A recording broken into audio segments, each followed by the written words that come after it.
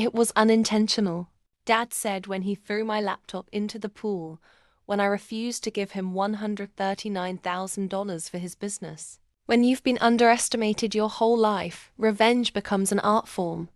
I was an adult woman who worked hard for everything I had, built a tech consultancy from the ground up, managed multi-million-dollar contracts, and finally had the freedom I used to dream about. But to my parents, I was still the little girl they could dismiss, control, or guilt into fixing their mistakes. The breaking point came one sunny afternoon in our family's California villa. My dad barged into my office, demanding $139,000 to save his business. When I calmly refused, he snapped. He snatched my MacBook Pro, the one holding client contracts worth millions, and hurled it into the swimming pool. The splash was deafening.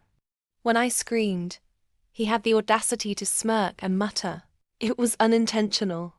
My mom rushed in, rolled her eyes, and told me I was overreacting. Overreacting. That was the moment I stopped being their obedient daughter and became their worst nightmare. I didn't yell. I didn't cry. I simply went quiet. Quiet is dangerous. Quiet means I'm calculating. That night, I initiated my plan. My dad's company was already fragile, propped up by loans he couldn't repay. What he didn't know was that I'd already been approached by his main supplier, who wanted to cut ties with him and work directly with someone more reliable. Guess who they had in mind? Me. The next morning, while my dad was still pacing about his accident, I signed the deal under my own company. Within hours, his supply chain collapsed. Orders went unfulfilled. Clients pulled out. His empire crumbled like wet paper. Then came the phone calls. One after another, 30 missed calls lighting up my phone like fireworks. Family, cousins, even my mom, begging me to fix what had happened. I didn't answer. Instead, I went to the family group chat, typed 3 simple words, and hit send.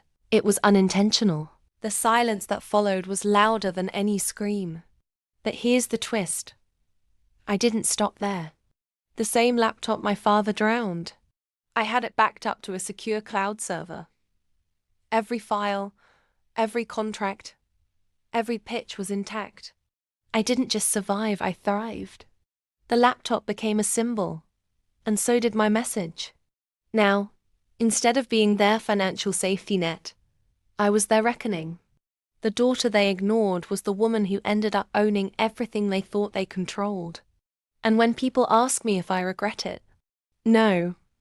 Revenge wasn't just sweet, it was poetic. Because sometimes the best way to respond to betrayal isn't with tears. It's with power.